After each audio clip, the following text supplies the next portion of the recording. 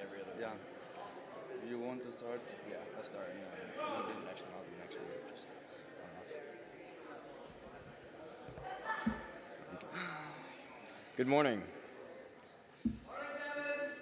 Thanks, Daniel. Cab this week is having a hitting derby on Friday, September 15th at 9 p.m. at Oswald Field. The baseball team invites you to the hitting derby. Try your hand at hitting from the pitching machine, and compete for prizes. Of course, CE points will be earned, and all abilities are welcome. Campus worship is this coming Sunday, September 17 at 4 p.m. in the Came Center worship room. This is led by M.A.'s Larry and Siwi, and you can earn 5 CE points. Tonight in the basement of Keim in the worship room, there will be a Bible study from 9:30 to 10, led by Joy and Phoebe. This is worth 5 CE points. The second meeting is tonight and is open to everyone. Reminder for those that sign up, Saisel and Socialis will be Sunday, September 17 at 6 p.m. at the KC Fire Pit between KC and Friesen. If you have questions, contact with Sue. CAB is hiring. They are looking for energetic people who want to help plan activities for the student body. You can apply on My Hesston. They really want people. The Culture Fair is an evening to learn from others and taste amazing food from around the world. It will take place next Thursday, September 21, from 6 p.m. to 9 p.m. at Hesston Mennonite Church. Check your email or contact Ms. Rachel to sign up. And now we have announcements from athletics. Have a great Monday, everybody.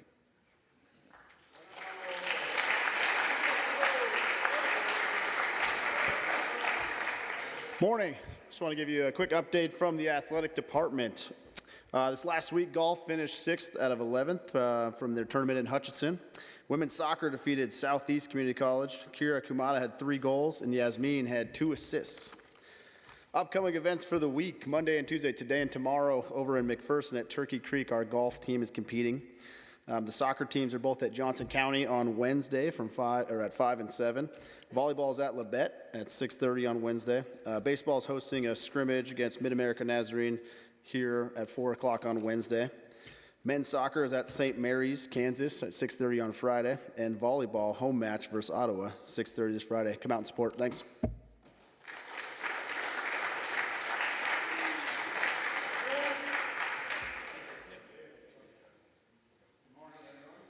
Oops. Is it? All right, perfect. Good morning, everyone.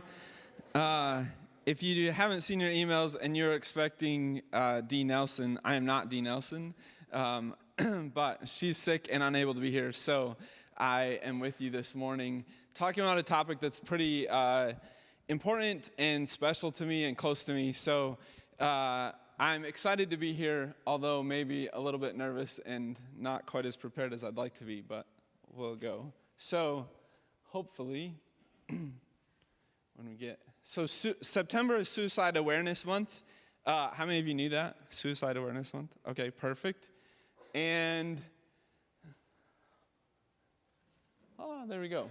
Why do we have a Suicide Awareness Month? Do we need a Suicide Awareness Month?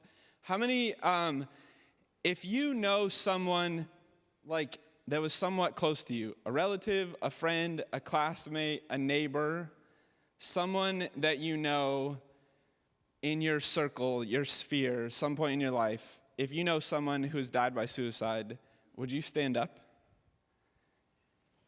If you know someone that's died by suicide? Whew. Yeah. So is suicide awareness kind of important? Maybe. Yeah, thanks. You can sit down.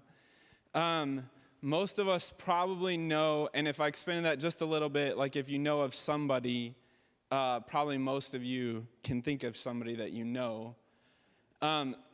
why Suicide Awareness Month? For too long, I think there's been a lot of misunderstandings about suicide. One of the misunderstandings that I've learned over the last few years and that I try to do better at, how many of you have ever heard this phrase that so-and-so committed suicide? Have you heard that phrase? So that's not the best way to describe somebody dying by suicide. It implies a lot of things, but when else do we use that committed word? Like somebody committed a robbery, somebody committed a crime. Do you see how,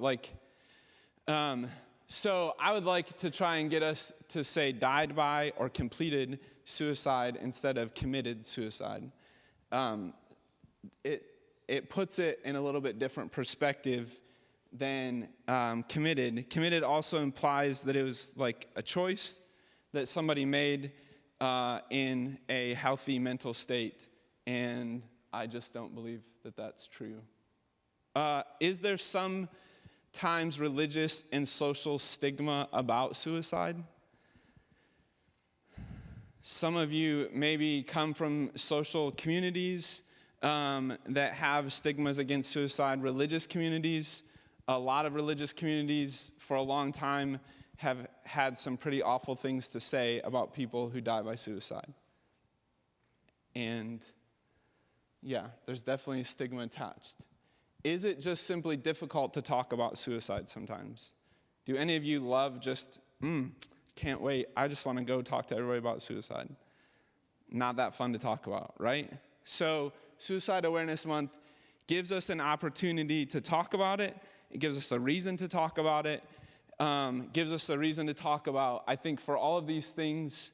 And when I talk a little bit more about my story, part of my story, shame, guilt, anger, sadness, all those things mixed up at the same time. And that's part of what makes it difficult. Does that make sense? Some of you, yeah? So a few statistics that I want to share with you that came, from the National Institute of Mental Health. And the newest statistics that they publish are about 2 to 3 years old. So these are from 2020. Shoot, I think it just quit working, Micah. Can you go? Yeah.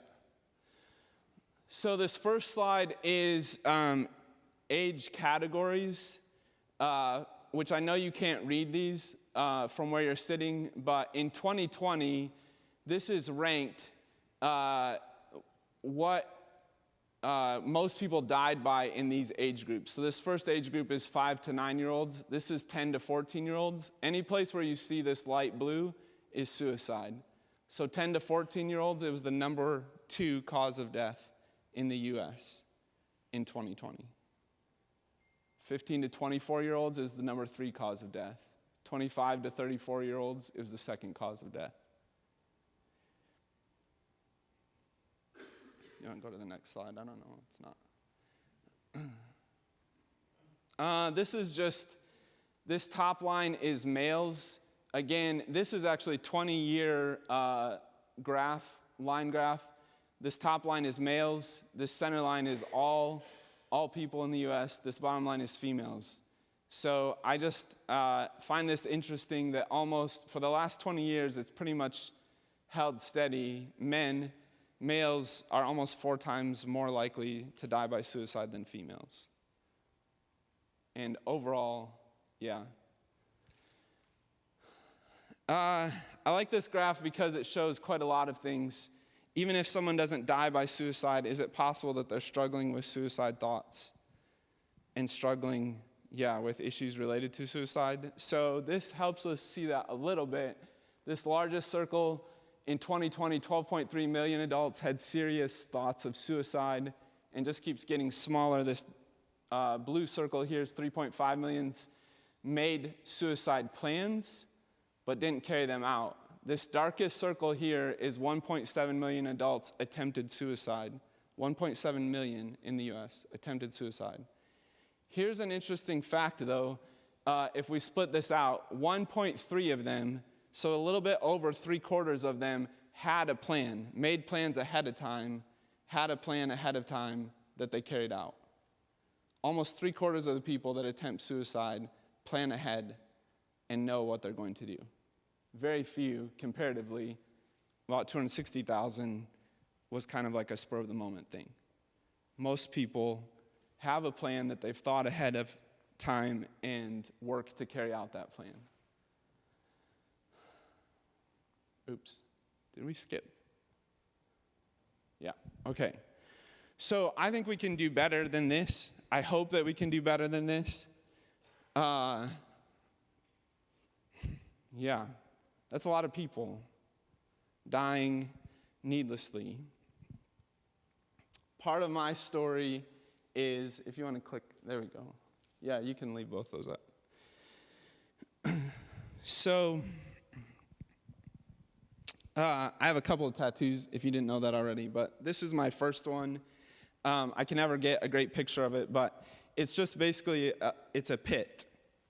And it represents the time in my life shortly after my cousin died by suicide, because I went into a really dark, deep place. I didn't want to be there.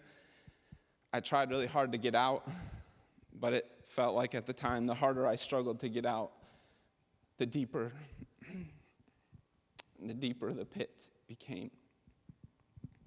So part of the reason that I put this on my arm is all of the same reasons I just talked to you about why it's hard to talk about suicide, why it's hard to talk about these difficult things. I didn't want to forget where I was.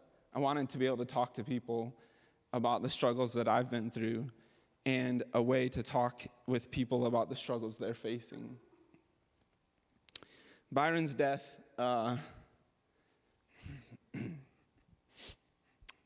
will be 6 years. Wow, is that right? Soon, since he died. He was a first cousin of mine. His death by suicide is pretty complicated for me personally because it was wrapped up in a time I was pastoring at a church. And we had a lot of things going on at that church at the time that were both good and bad.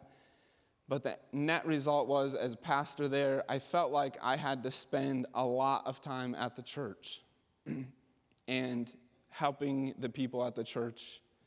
So when my cousin attempted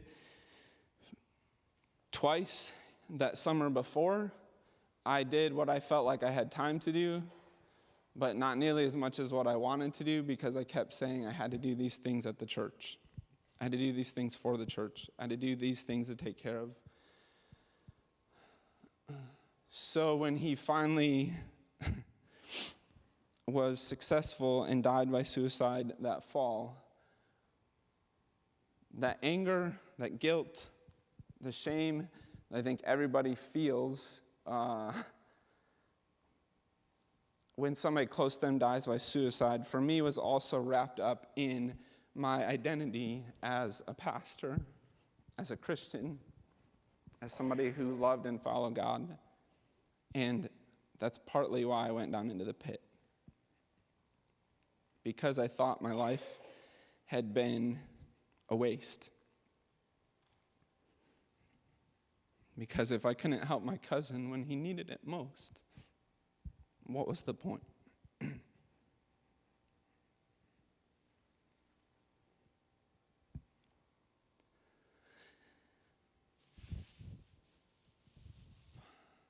So, yeah, part of my reason for getting the tattoo was to be able to talk about it, to be able to share parts of my story. I recognize and am at the place now where I know it doesn't matter probably how much time I would have had. Byron probably still would have died by suicide. But I could have spent a little more time with him. I could have done a few more things with him, and I'll never get that chance. Do you want to go? Yeah. So what can we do about suicide? How can we help lower the rates of suicide? What are some practical things we can do? This is a website that I found several years ago that I really like because it has a lot of practical ideas and advice. So if you are struggling with suicide, or if you have somebody that you know that is struggling with suicide, I'd really encourage you to go to this site, Take 5 to Save Lives, and they have lots of practical steps. So their 5 basic steps are learn the signs, so educating yourself about suicide, learning to spot like things that help you know somebody is struggling, know how to help, know how to intervene, how to do something. Probably the number one myth that I have learned over the last several years is that asking someone who looks like they're depressed, really depressed, if they're thinking about suicide will cause them to die by suicide, and that's just not true. The stats, the statistics, the experts say asking them about it is the number one way you can help, get them help, and being specific. Are you struggling with suicide? Have you had thoughts about ending your life? And it correlates with the numbers we see from the National Institute, the numbers I showed you before, right? The number of people that died by suicide, 3/4 or more of them had a plan that they had thought out and created long before they actually completed or did. Yeah? So, knowing how to help, practicing self-care yourselves and helping others to do that, reaching out, getting help. Likely, you probably aren't super confident in being able to help them yourselves, and finding resources and help. Again, this is one of the ways, and spreading the word, telling people about this and other things. One of the things that's relatively new, how many of you have heard of 988? 988? Whew, okay. Quite a few of you. 988 is a new national lifeline hotline. You can call 988 just like you call 911 and get help for suicide, or get help to help somebody else that you know, a friend, or just get advice. If you know somebody that's struggling, you're like, I have no idea what to do, you can call 988 yourself, and an expert will help you walk through some ideas and things you can do. They also have a website that you can do 988, and you can also chat with them online at 988, through their website, so you can do live chat if you don't want to call. So a really excellent resource, and just take advantage of that. Yeah. You want to go to the next? So, is it really difficult to help someone? I think there's a lot of little things that we can do in our everyday lives to help people. Sometimes we think it's such a big thing and it has to be an expert. And the truth is, a lot of us can do a lot of good and help people in our everyday lives. So here's a short TED Talk. It's just about 2 minutes, 2.5 minutes, of someone who was saved by someone just like you.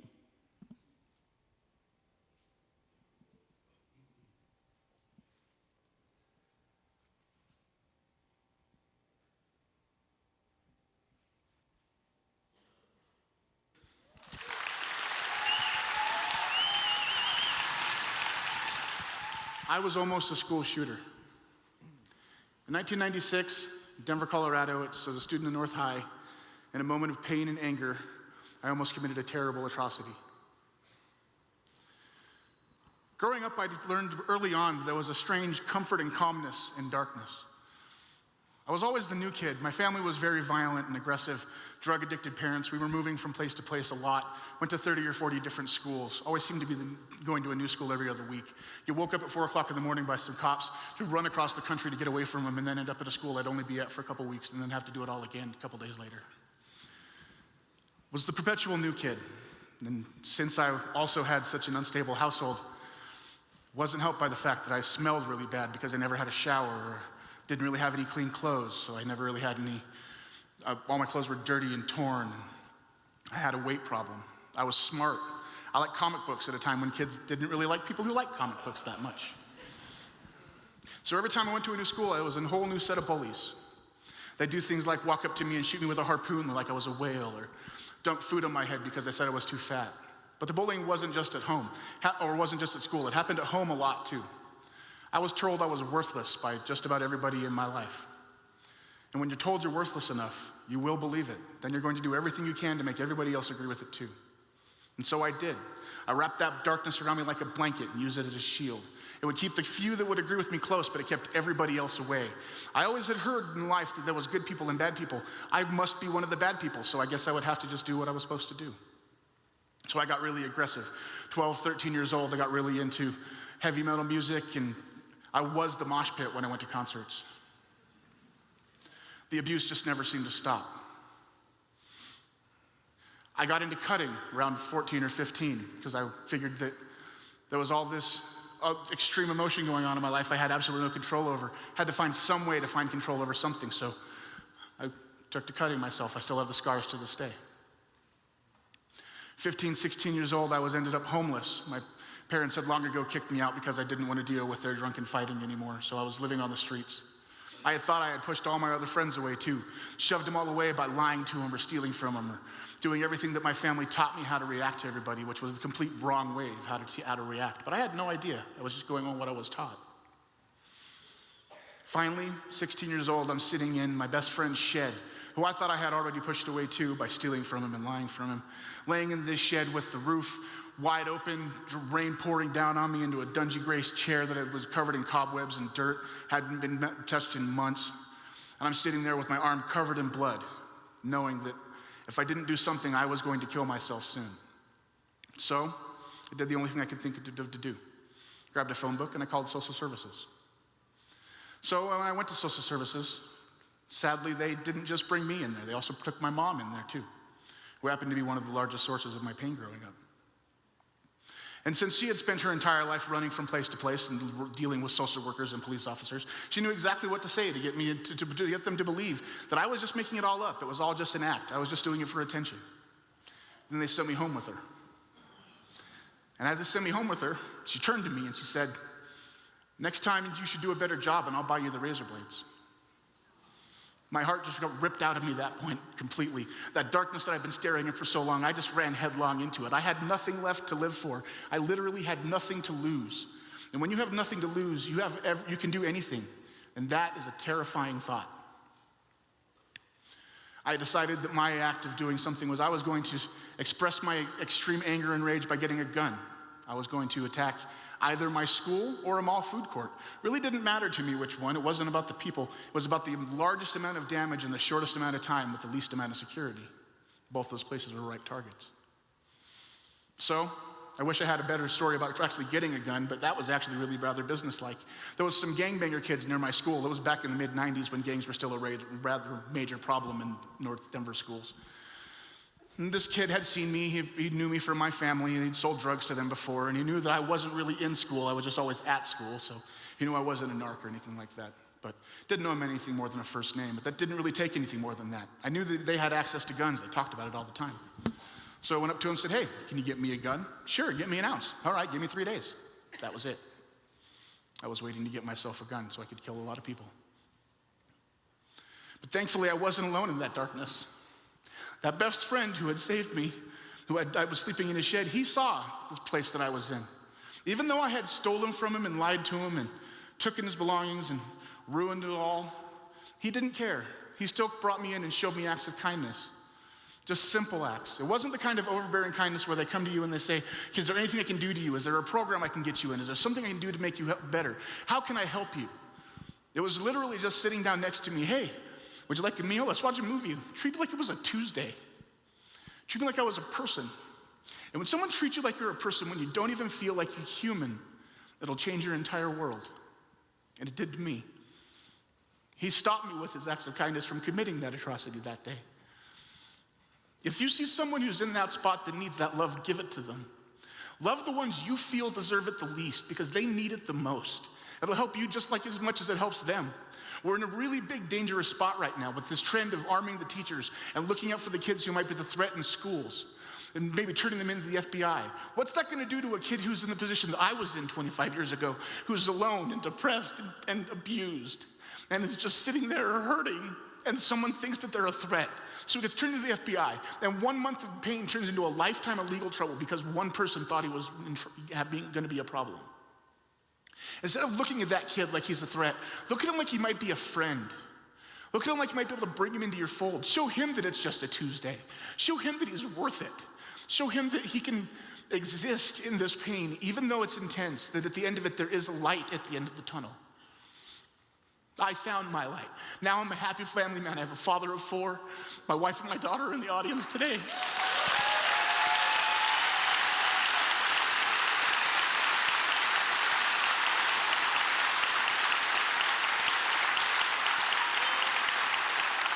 And even bigger than that, the friend who saved my life, he's in the audience today too. Because friendship doesn't ever really die.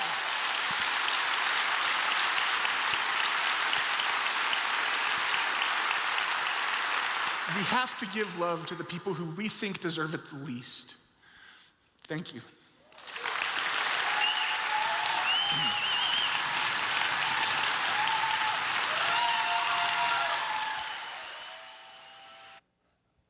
I love this talk because it makes it pretty simple, right?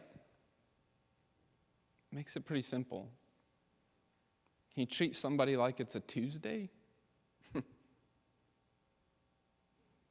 Treat somebody like it's a Tuesday. That's simple, yeah? You want to go to the next? We have to give love to the people who we think deserve it the least. Our culture, I feel like, is so geared towards us becoming successful, we often leave behind those who are struggling. We often overlook those, who feel left out. It doesn't take a lot to treat somebody like it's a Tuesday. It doesn't take a lot to ask somebody in your mod, hey, want to watch a movie tonight? It doesn't take a lot to say, I'm going to Walmart, you want to come along? Even if we think they don't deserve it, maybe that's the one who deserves it the most. So this month, we're going to be doing more stuff about suicide. Jose, our counselor, is going to be speaking on Friday, also here, information about suicide. And I just encourage you, to soak this in, to be aware of the people around you, to treat people around you that you see just like it's a Tuesday. You are dismissed when you can use the code. Thank you, everyone.